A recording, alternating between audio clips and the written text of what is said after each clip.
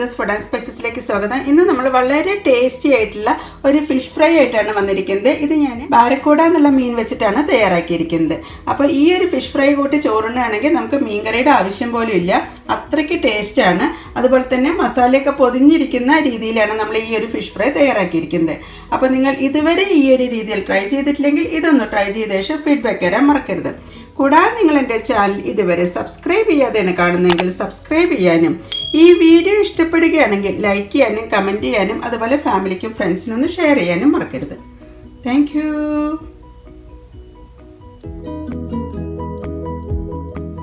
അപ്പോൾ ഇന്ന് നമുക്ക് ഒരു ഫിഷ് ഫ്രൈ ആണ് തയ്യാറാക്കുന്നത്. അപ്പോൾ ഈ ഒരു ഫിഷ് ഫ്രൈ ഉണ്ടെങ്കിൽ നമുക്ക് മീൻ കറിയുടെ ആവശ്യമൊന്നുമില്ല. അപ്പോൾ അതിനുവേണ്ടി ഞാൻ എടുത്തിരിക്കുന്നത് ബാരക്കൂട എന്ന് പറയുന്ന ഒരു മീനാണ്. അപ്പോൾ ഏത് മീൻ വെച്ചിട്ട് നമുക്ക് ഈ ഒരു വൈറൽ ഫിഷ് ഫ്രൈ തയ്യാറാക്കാം. അപ്പോൾ അതെങ്ങനെയാണെന്നുള്ളത് നോക്കാം. ആദ്യം നമുക്ക് ഈ ഫിഷൊക്കെ ഒന്ന് ക്ലീൻ ചെയ്തെടുക്കാം. അതിനുശേഷം ചെറിയ പീസായിട്ട് കട്ട് ചെയ്ത ശേഷമാണ് ഫിഷ് ഫ്രൈ തയ്യാറാക്കുന്നത്. ഈ ഒരു ഫിഷ് ഫ്രൈ വെച്ചിട്ട് തന്നെ നമുക്ക് ഒരു പറ ചോറുണ്ണാൻ സാധിക്കുന്നതാണ്. അങ്ങനെ നമ്മുടെ മീനൊക്കെ നന്നായി ക്ലീൻ ആക്കി എടുത്തിട്ടുണ്ട്. കല്ലുപ്പൊക്കെ വെച്ച് കഴുകി എടുത്തിട്ടുള്ള മീനാണ്. ഞാൻ നോക്കിയപ്പോൾ ഇതിനകത്ത് പരിഞ്ഞിലും കൂടി കിട്ടിയിട്ടുണ്ടായിരുന്നു. അപ്പോൾ ഇനി നമുക്കിത് എങ്ങനെയാണ് ഫ്രൈ ചെയ്യുന്നതെന്നുള്ളത് നോക്കാം. അപ്പോൾ അതിനുവേണ്ടി കുറച്ച് കാര്യങ്ങളും കൂടി നമുക്ക് ഇനി ആവശ്യമുണ്ട്. അപ്പോൾ നമ്മുടെ വൈറൽ ഫിഷ് ഫ്രൈക്ക് വേണ്ടിയിട്ട് ഒരു 10 കൊച്ചുള്ളി എടുത്തിട്ടുണ്ട്, ഒരു 3 വെളുത്തുള്ളി, ഒരു ചെറിയ പീസ് ഇഞ്ചി, അതുപോലെ തന്നെ കുറച്ച് കറിവേപ്പിലയാണ് എടുത്തിരിക്കുന്നത്. നമുക്ക് ആദ്യം ഇതെല്ലാം ഒന്ന് ചതച്ചെടുക്കാം. മസാലയ്ക്ക് വേണ്ടിയിട്ടുള്ള കാര്യങ്ങളൊക്കെ ചതച്ച് വെച്ചിട്ടുണ്ട്. കൊച്ചുള്ളി ചതച്ച് വെച്ചിട്ടുണ്ട്, അതുപോലെ വെളുത്തുള്ളിയും ഇഞ്ചിയും കറിവേപ്പിലയാണ് നമ്മൾ ചതച്ചെടുത്തിരിക്കുന്നത്. കറിവേപ്പില ചെറിയ പീസായിട്ടൊന്ന് കട്ട് ചെയ്തെടുത്തിട്ടുണ്ട്. ഇത് കൂടാതെ നമുക്കിനി പിഴുപുളിയാണ് വേണ്ടത്. അപ്പോൾ പുളി ഞാൻ വെള്ളത്തിലൊന്ന് കുതിരാൻ വേണ്ടി വെച്ചിട്ടുണ്ട്. ഇതിൻ്റെ തിക്കായിട്ടുള്ളൊരു ജ്യൂസാണ് നമുക്കിതിലേക്ക് വേണ്ടത്. അപ്പോഴേക്ക് ഞാൻ ഫിഷൊക്കെ കട്ട് ചെയ്തിട്ടുണ്ട്. ഞാനിത് ഈ ഒരു വലുപ്പത്തിലാണ് കട്ട് ചെയ്തെടുത്തിരിക്കുന്നത്. അതുകൊണ്ട് തന്നെ പ്രത്യേകിച്ച് പിന്നെ വരച്ചിട്ടൊന്നുമില്ല. ഞാൻ മീനിൻ്റെ വാലിൻ്റെ ഭാഗം 2 സൈഡൊന്ന് വരച്ച് വെച്ചിട്ടുണ്ട്. ഇനി നമുക്ക് വൈറൽ ഫിഷ് ഫ്രൈ എങ്ങനെ തയ്യാറാക്കുന്നതെന്നുള്ളത് നോക്കാം. അങ്ങനെ ഫിഷ് ഫ്രൈ തയ്യാറാക്കാൻ വേണ്ടി ഞാനൊരു പാൻ വെച്ചിട്ടുണ്ട്. ഇത് തീ കത്തിച്ചിട്ടൊന്നുമില്ല. അതിന് മുന്നേ ആയിട്ട് തന്നെ നമ്മളിതിലേക്ക് വെളിച്ചെണ്ണയാണ് ചേർക്കുന്നത്. ഒരു 2 ടേബിൾ സ്പൂൺ വെളിച്ചെണ്ണ നമുക്ക് ഇതിലേക്ക് ചേർക്കാം. പിന്നെ ചേർക്കുന്നത് എരിവുള്ള മുളക് പൊടിയാണ്. ഇതൊരു 1/2 ടീസ്പൂണാണ് ചേർക്കുന്നത്. പിന്നെ നമ്മൾ ചേർക്കുന്നത് കാശ്മീരി ചില്ലി പൗഡറാണ്. ഇത് നമുക്ക് 1 ടേബിൾ സ്പൂൺ ചേർക്കാം. നിറച്ചെണ്ണ എടുത്തിട്ടുണ്ട്. പിന്നെ ചേർക്കുന്നത് 1/2 ടീസ്പൂൺ മഞ്ഞൾപ്പൊടിയാണ്. അതുപോലെ തന്നെ ഒരു 1/2 ടീസ്പൂൺ കുരുമുളക് പൊടിയും കൂടി ഇതിലേക്ക് ചേർക്കുന്നുണ്ട്. അങ്ങനെ പൊടികളൊക്കെ ചേർത്ത് കഴിഞ്ഞ ശേഷമാണ് നമ്മളിനി ഫ്ലെയിം ഓൺ ചെയ്യുന്നത്. അതിനുശേഷം നമുക്ക് ഈ മസാലയെല്ലാം നന്നായി റോസ്റ്റ് ചെയ്തെടുക്കാം ഈ എണ്ണയിൽ. ലോ ഫ്ലെയിമിൽ വേണം ഈ ഒരു സമയത്ത് ഫ്ലെയിം വെക്കേണ്ടത്, അല്ലെങ്കിൽ പൊടികളൊക്കെ പെട്ടെന്ന് തന്നെ കരിഞ്ഞു പോകുന്നത് കാണാം. നന്നായി റോസ്റ്റ് ആവുന്ന സമയത്താണ് നമ്മളിനി ഇതിലേക്ക് ചതച്ച് വെച്ചിട്ടുള്ള ഉള്ളിയൊക്കെ ചേർക്കേണ്ടത്. മസാലയെല്ലാം നന്നായി എണ്ണയായിട്ടൊന്ന് മിക്സ് ചെയ്തെടുക്കാം. അങ്ങനെ നമ്മുടെ മസാലയൊക്കെ നന്നായി മൂത്ത് വരാൻ തുടങ്ങിയിട്ടുണ്ട്. മസാലയൊക്കെ മൂത്തിട്ടുള്ള നല്ലൊരു മണം വരാൻ തുടങ്ങിയിട്ടുണ്ട്. ചെറുതായിട്ട് പതയൊക്കെ വരാൻ തുടങ്ങിയിട്ടുണ്ട്. ഈ സമയത്ത് നമുക്ക് ഇതിലേക്ക് ചതച്ച് വെച്ചിട്ടുള്ള കൊച്ചുള്ളിയാണ് ചേർക്കുന്നത്.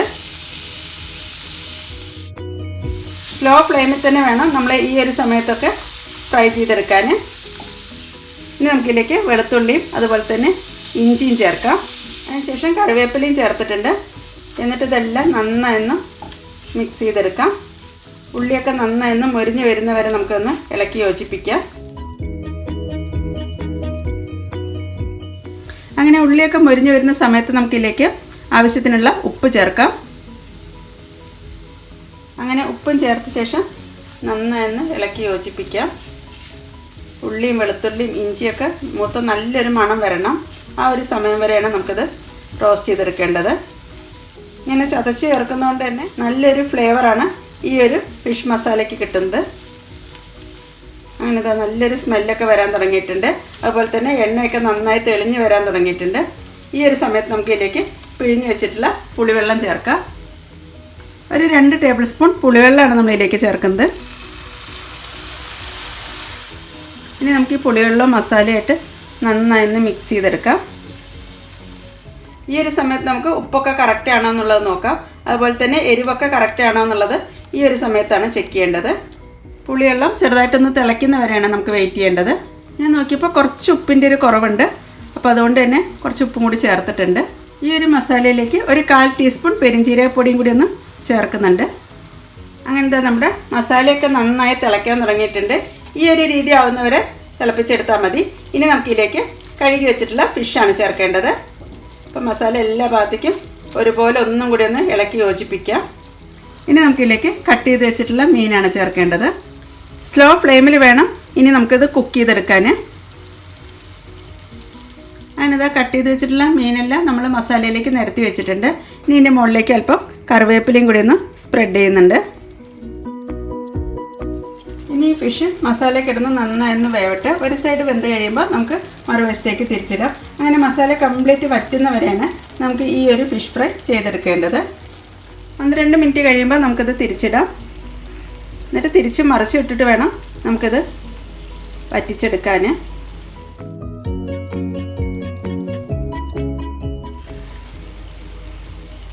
അപ്പോൾ വളരെ ടേസ്റ്റാണ് ഈ ഒരു ഫിഷ് ഫ്രൈക്ക്. നമുക്ക് ഈ ഒരു ഫിഷ് ഫ്രൈ കൊണ്ട് തന്നെ നമുക്ക് ഫിഷ് കറി തയ്യാറാക്കേണ്ട സമയം കൂടി ലാഭിക്കാവുന്നതാണ്. ഈ ഒരു ഫിഷ് ഫ്രൈ മാത്രം മതി നമുക്ക് ചോറുണ്ണാൻ വേണ്ടിയിട്ട്. ഇതിനകത്ത് എരിവും പുളിയും എല്ലാം അടങ്ങിയിട്ടുള്ളതാണ്. ഞാനിതാ ഒരു വശം എല്ലാ മീനും ഒന്ന് തിരിച്ചിട്ടിട്ടുണ്ട്. ഇതുപോലെ 2-3 പ്രാവശ്യമായിട്ട് തിരിച്ചിട്ടിട്ട് വേണം ഈ ഒരു മസാല കംപ്ലീറ്റ് മീനിൽ പറ്റി പിടിക്കുന്ന വരെ വേണം ഫ്രൈ ചെയ്തെടുക്കാൻ. സ്ലോ ഫ്ലെയിമിലാണ് നമ്മൾ ഈ ഒരു കുക്കിംഗ് പ്രോസസ്സ് ചെയ്യേണ്ടത്. അങ്ങനെ നമ്മുടെ ഫിഷ് ഫ്രൈ എല്ലാം ഒരു സെർവിങ് പ്ലേറ്റിലേക്ക് മാറ്റാം.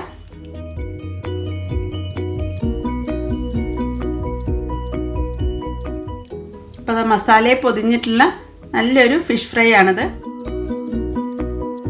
ഞാനത് ഫിഷ് ഫ്രൈ എല്ലാം ഒരു സെർവിങ് പ്ലേറ്റിലേക്ക് മാറ്റിയിട്ടുണ്ട്. കുറച്ച് സവാളയും അതുപോലെ തന്നെ കറിവേപ്പിലയും വെച്ചൊന്ന് ഗാർണിഷ് ചെയ്യുന്നുണ്ട്. അപ്പോൾ എല്ലാവരും ഈ ഒരു രീതിയിലൊന്ന് ട്രൈ ചെയ്ത ശേഷം ഫീഡ്ബാക്ക് തരാൻ മറക്കരുത്. Thank you.